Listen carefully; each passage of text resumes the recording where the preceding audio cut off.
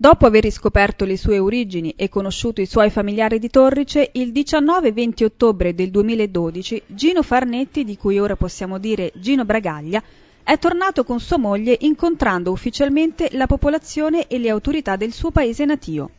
La cerimonia si è svolta domenica 16 dicembre alle ore 10:30 presso la sala consiliare del comune. Dopo una serie di interventi da parte delle autorità, il commissario prefettizio, il dottor Raio, ha consegnato ufficialmente la cittadinanza onoraria di Torrice a Gino Bragaglia, visibilmente commosso per questa inaspettata sorpresa. Erano presenti, oltre al commissario prefettizio, il dottor Ernesto Raio, che ha fatto gli onori di casa, Sua Eccellenza il prefetto di Frosinone, il dottor Eugenio Soldà, i sindaci dei paesi limitrofi e l'addetto militare dell'ambasciata del Canada a Roma, il colonnello Tony Battista, accompagnato dalla sua consorte. Naturalmente hanno partecipato alla cerimonia i parenti di Gino e il gruppo di ricercatori e studiosi che, grazie al loro lavoro di ricerca e ricostruzione storica, hanno permesso a Gino di riscoprire le proprie origini. La signora Mariangela Rondelli di Bagnacavallo Ravenna, il direttore della Biblioteca Comunale di Frosinone, il dottor D'Agostini, il signor Paolo Sbarbada, il professor Maurizio Federico, il professor Costantino Iadecola e il professor Gianni Blasi, che ha fatto un breve ma interessante intervento sulla vicenda di Gino nel contesto della Seconda Guerra Mondiale in Ciociaria. Successivamente, verso le 12:30 circa, ci si è recati presso il bivio di Sant'Antonio di Torrice, teatro il 30 maggio del 1944 di un breve ma violento scontro fra carri armati canadesi e tedeschi, che causarono diversi caduti da entrambe le parti. Proprio in questo luogo è stata inaugurata da Gino, alla presenza delle autorità civili e militari, una targa commemorativa ai 3 soldati canadesi che gli salvarono la vita, Red Oliver Lloyd, Paul Hagen e Mert Massey, e la posa ufficiale di una pianta di acero canadese, simbolo dello Stato del Canada, mentre la banda musicale di Torrice ha eseguito gli inni nazionali canadese e italiano.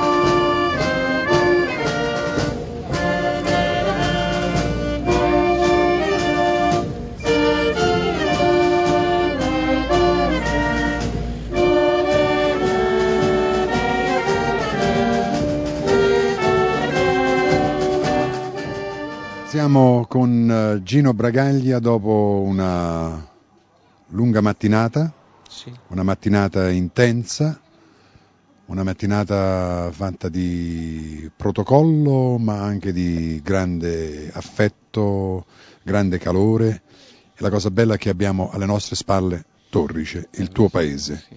Se dovessi riassumere in qualche frase l'esperienza di questa mattina, che cosa ci diresti? Qualcosa di bello, di stupendo, di meraviglioso. Io penso che queste sono le uniche parole che possono descrivere i miei sentimenti. Qualcosa di più e di meno sarebbe troppo. Bello, stupendo e meraviglioso. Cioè, ti rendi conto che la gente di Torrice stamattina ti ha fatto un tributo straordinario? Bellissimo, non mi sarei mai immaginato questi concittadini che vengono a trovarmi, farmi visita, darmi il benvenuto. Questo io non me lo sarei mai aspettato, una cosa così bella. Questo mi fa tanto piacere, mi fa onore averli conosciuti, e mi fa onore averli conosciuti in questa maniera, dandomi il benvenuto, che non mi conoscono, non sanno chi sono, e mi hanno dato il benvenuto. Cosa più bella di così io penso che non ci sia. Questo è il calore dei ciociari. E questo è un calore che avrei voluto sempre avere. Adesso ce l'avrai per sempre. Grazie. Vorrei però farti notare anche un'altra cosa. Tu stamattina hai avuto veramente il riconoscimento ufficiale come Luigi Bragaglia. Sì. Si è scomodato il prefetto. Sì. Quindi non è soltanto un omaggio personale a te, è veramente un gesto incredibile nei confronti della cittadinanza di Torrice. Sì, certo. È un bel gesto. Bellissimo. Io lo posso dire, non sono un dipendente del Ministero degli Interni, quindi...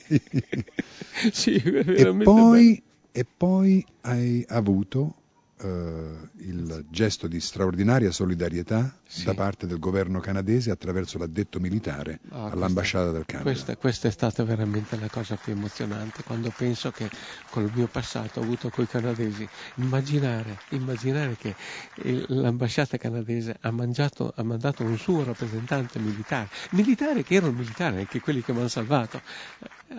Questa ha messo al top, al più alto gradino della mia grande soddisfazione, emozione e felicità. Cos'altro potevo chiedere? Più di così credo che non si potesse chiedere. Non so, il miracolo più grande sarebbe stato quello di avere mia mamma, ma questo non si può, e quindi dico grazie di tutto quello che è avvenuto. No, cos'altro devo dire? Io vorrei dire tante cose belle, ma le parole quelle che ho sono queste, e uso quelle che ho. La tua gente stamattina ha reso un grosso gesto a tua madre. Veramente, sì, hanno fatto onore a mia mamma, hanno fatto onore. Ecco. Quindi noi adesso ci rivedremo quando torneremo, come ieri mattina, nella scuola elementare, nella scuola media. Sì, e ci verrò con tanto entusiasmo, perché il calore che mi hanno trasmesso quei ragazzi è un calore giovane, un calore di futuro, e noi abbiamo bisogno di un calore che ci proietti verso il futuro. E allora diciamo bentornato Gino Bragaglia, bentornato in Ciociaria. Grazie a tutti, un bacione a tutti. Siamo ora in compagnia del colonnello Tony Battista, addetto militare dell'ambasciata del Canada in Italia. Stamattina Gino ha avuto veramente un dono incredibile, vedere un colonnello venirlo a salutare, venirgli a rendere omaggio alla sua breve carriera militare infantile. È stato per lui un gesto incredibile, è molto legato ai canadesi, quindi c'è questo rapporto istituzionale. Lei che impressioni ha tratto da questo incontro stamattina? Grazie Gianni, e prima di tutto anche lui è colonnello, ma lui è colonnello che ha fatto la guerra, come ci ha indicato. L'impressione non si può veramente esprimere, è formidabile, magnifica storia. È una storia che tocca a noi tutti, e speriamo che la gioventù di oggi imparerà che la guerra è una cosa non piacevole, una cosa cattiva, ma comunque alla fine di tutto ci sono delle belle storie. La storia di Gino è una storia meravigliosa. Oggi per lui credo che il suo libro si chiude e può darsi una nuova pagina, una magnifica pagina nuova si apre. Dunque per me è stato una manifestazione magnifica, e anche come rappresentante canadese qui in Italia è un onore enorme per me. Senta, lei è un italo-canadese, quindi torna in Italia, parte da emigrato e torna da addetto militare. È una cosa un po' particolare. L'ambasciata canadese, i nostri connazionali italo-canadesi in Canada, come li vede quando ritornano qui? Per me, nel mio caso, è come un sogno, veramente ritornare alla mia patria natale, nativa, e credo che sia l'occasione per tutti gli italo-canadesi ritornare dove sono nati, dove le loro famiglie hanno vissuto. E non è una cosa particolare solo per me, perché in Canada, come sapete tutti, ci sono quasi 1 milione di italiani che vivono in Canada, e sono loro che hanno fatto degli efforti enormi per sviluppare il Canada, e ne sono fieri di quello che hanno fatto, e sono fieri di ritornare alla loro patria qui in Italia, e vedere che l'associazione tra l'Italia e il Canada è grande. Senta, lei sta qui in Ciociaria per la prima volta? Sì, è la prima volta. E allora che cosa dobbiamo fare per riaverla quanto prima? Ritorno domani, se me lo domanda. Magnifico. La gente, che magnifica giornata, gli ospiti magnifici. La gente, ho avuto l'opportunità oggi di parlare con molti ciociari e anche ciociari canadesi che hanno vissuto in Canada, sono ritornati qui nella regione. È veramente magnifico, ritorno quanto al più spesso possibile. Ora siamo col dottor Ernesto Raio, commissario prefettizio presso il comune di Torrice, e dobbiamo dire che diciamo che è stato il regista di tutta l'operazione dall'inizio alla fine. È costato qualche settimana di lavoro, ma è stato tutto perfettamente coordinato e poi ha avuto anche degli ottimi collaboratori. Dottor Raio, quali conclusioni trarre da questa esperienza di stamattina? Conclusioni, considerazioni estremamente positive, come dicevo anche stamattina. La conclusione positiva della vicenda di Luigi Bragaglia per ciò che riguarda il suo ritorno, come l'abbiamo definito, il suo ricongiungimento alle radici di Torrice e l'albero, il giovane acero piantato qui sulla casilina ai pressi del luogo dove era stato ritrovato, i militari canadesi ne rappresenta il simbolo.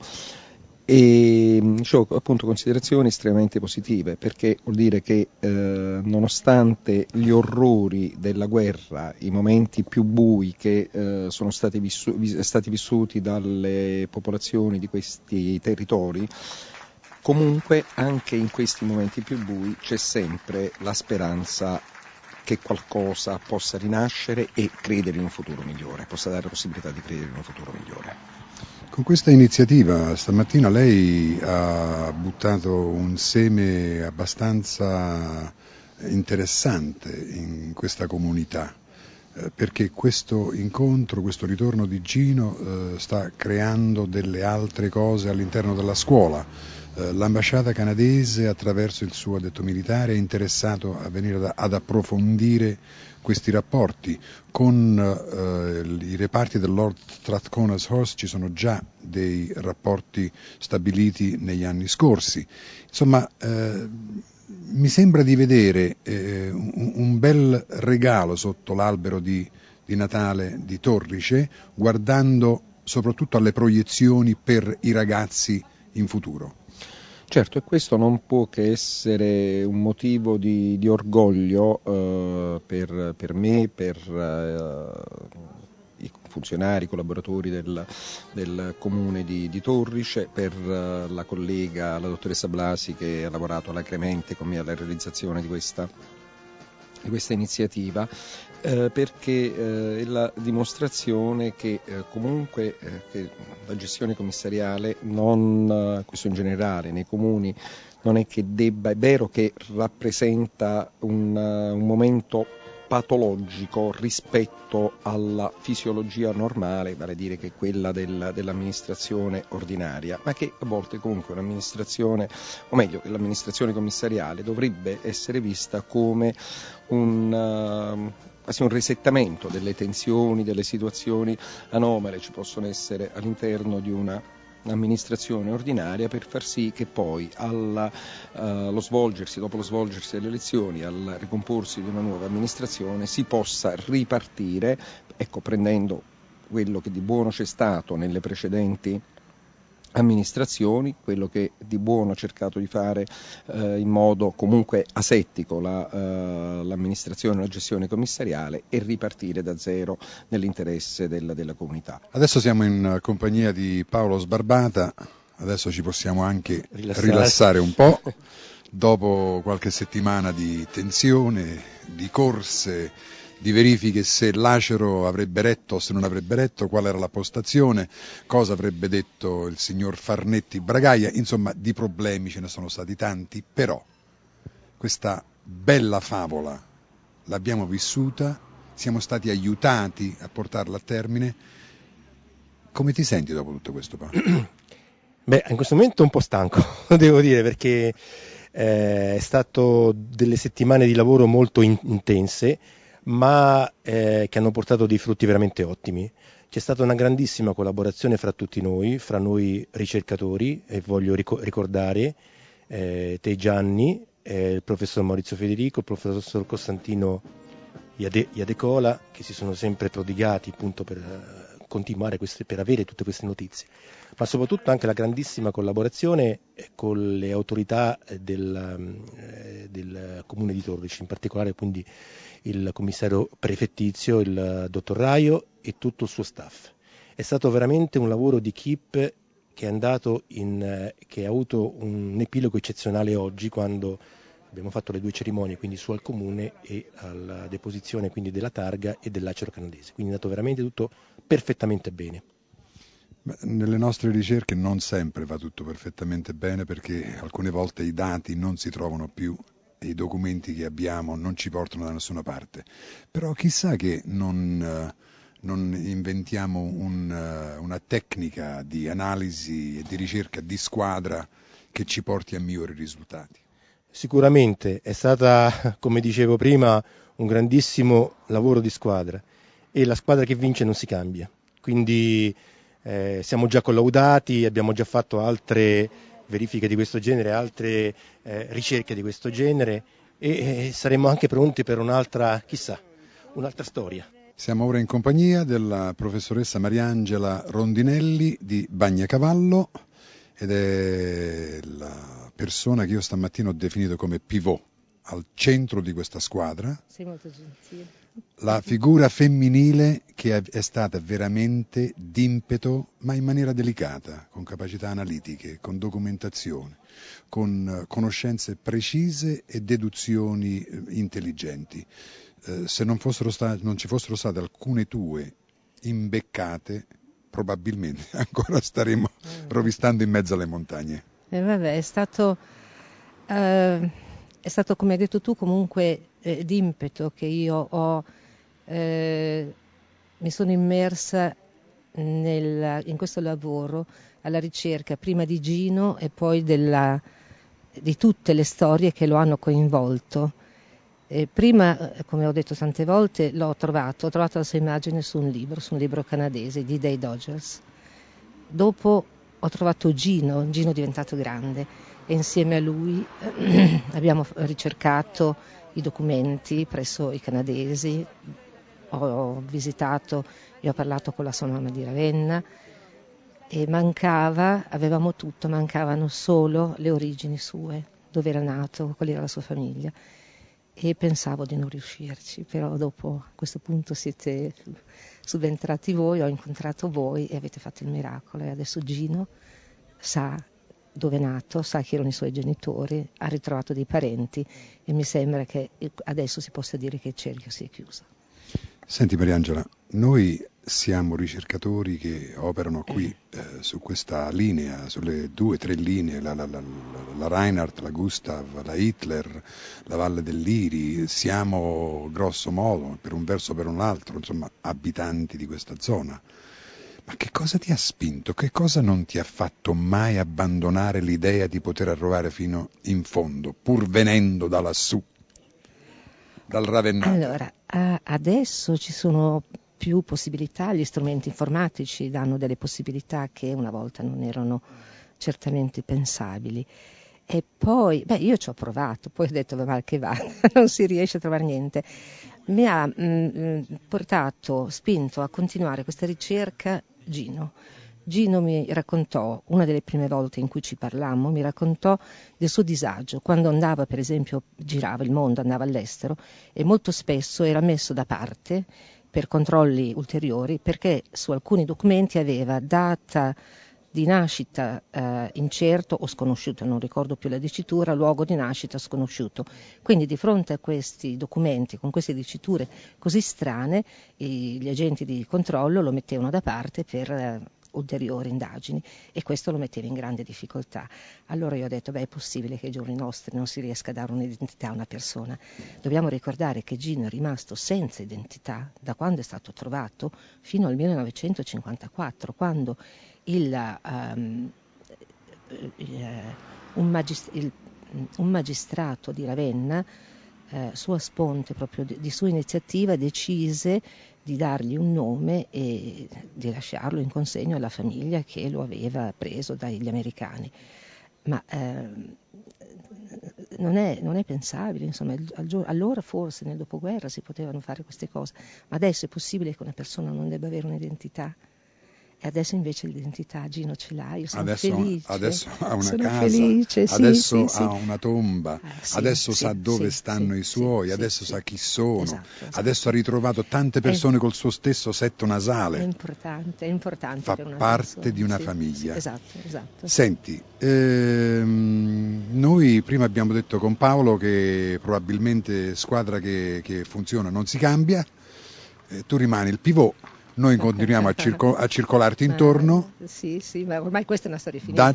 È conclusa. Sì, ma tu sei capace di tirar fuori un'altra storia. Vabbè, comunque adesso che ci conosciamo non ci perderemo mai più di vista, perché voi siete veramente degli amici straordinari. Mariangela Rondinelli. La rivedremo presto.